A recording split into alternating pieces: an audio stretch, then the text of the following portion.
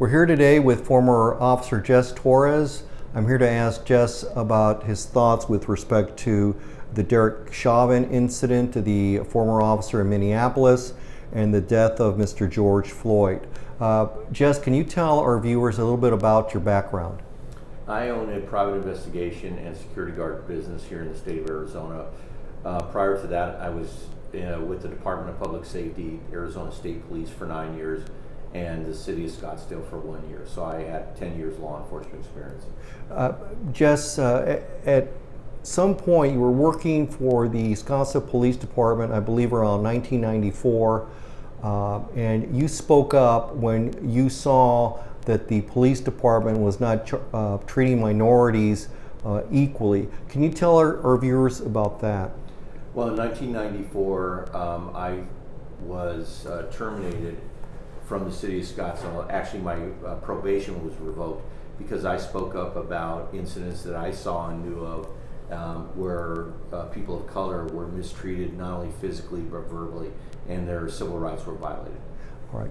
And you came to discover that the Scottsdale Police Department, and I'm sorry to use this term, but I think it's important here, actually had a no nigger zone in the affluent part of Scottsdale. Would you tell our viewers about that? Yes, it was. They had an NNZ, which was called a no nigger zone, and the NMZ, which was a no Mexican zone. And essentially, that was the north part of the city at that time, Chaparral Road. That anybody of color after dark was automatically stopped, and whether they had probable cause or reasonable suspicion. The reason for the stop was because they were of color and didn't belong there. Now, in 1994, when you had been on the force for a while, you went out on a call, and this call apparently culminated in the police department letting you go, and then you instituted a lawsuit. You won. Can you tell our viewers about this particular incident? Yes, I was called to a fight about to initiate or about to begin, and several units responded. It happened to be my beat, so I responded, and it was an after-hours club where people of color would come into the city of Scottsdale, and there was three Hispanics, I'm sorry, on the ground, and one of them had a boot print on his back. When I went down to interact with one of the young men, he looked at my name tag, saw I was Hispanic, and he goes, "Torres, is this right? Is this right?" And he complained that he got kicked in the back. I said, "No, it's not right, but let's get you up." At that time, they were just laying face down in the dirt. I could see the dust coming up as they were breathing. There was nobody else around. There was no fight. There was no physical evidence that a fight had occurred. So there's no crime, essentially. No justification for the force. Correct. At some point, you had a confrontation with your lieutenant. What did you tell him? Well, the lieutenant, once I said what occurred was wrong to the Hispanic male, he got very upset with me and said, "That's it, get him up and get him out of here." So again, that tells me that no crime had occurred.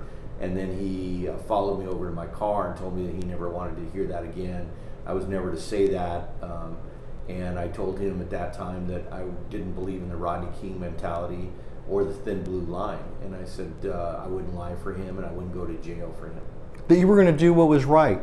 Yes, because that's the oath that I took, and to enforce the Constitution and protect the citizens of the state of Arizona. And this was not part of that, and I wasn't going to violate people's civil rights. I mean, and then you, I think, litigated this for 3 years. You finally went to trial, and you won a judgment against the Scottsdale Police Department. That's correct. I'm the only police officer in the state of Arizona that has a standing verdict for wrongful termination in violation of public policy, whistleblowing. So you know what it means to stand up and speak up when you saw wrongdoing. You also personally know what it means for a police officer to do that. I know both. I know very well what that means and what it costs you as an individual and as a police officer.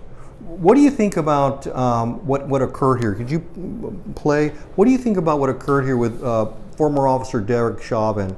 Do you think he used too much force? And why do you believe that it was not justified? Well, as everybody I think now in the nation believes, it wasn't justified, but the force that was used was excessive because he ended up killing this man for no reason.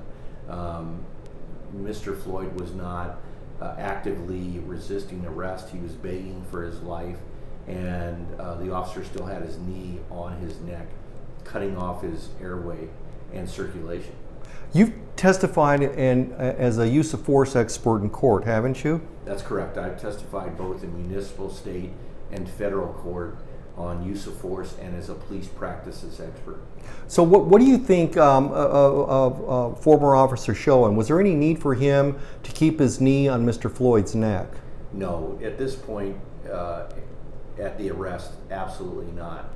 I will tell you that yes, that is a practice that for handcuffing, if the individual is fighting you to control him, but once the individual is compliant or under control, then there's no need for that, and you should not do that. And so what do you think here, Mr. Floyd, if you look at your screen, I mean, he's not physically arrested, he's not doing anything, he's pleading for his life. Can you think of any justification as a use of force expert, former officer, for Mr. Chauvin to continue to have his knee there? The only justification for an officer to do that is to send a message to the community that he can do it. That's all. Not that it's legal to do it. What do you think about the officer? Apparently there was an officer, you can't see him right now, who had been on the force maybe 4 days, and apparently he did say something to Chauvin. Do you think this officer should have done more, could have done more? I mean, he's a rookie with 4 days, and he's telling a senior officer how to conduct the arrest. What do you think about that? Well, should he have done more? Absolutely. Would it have cost him his livelihood, his badge? Absolutely. All right. And so you don't think he has a legitimate excuse that he was a rookie cop? No. I remember going through my trial, one of the things that the chief or assistant chief at that time said, there's a difference between the real world and the written world. And that is very true. What do you think about apparently there was somebody was filming and the officers told her not to and she stopped. Thereby, we didn't have some critical video being taken. Other people took video.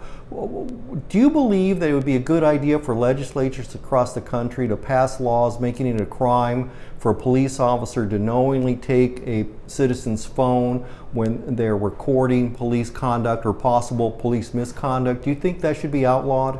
Absolutely, because the only way that it's come to the forefront thus far, and these incidents have, is normally through the citizens with their cell phones taking these videos.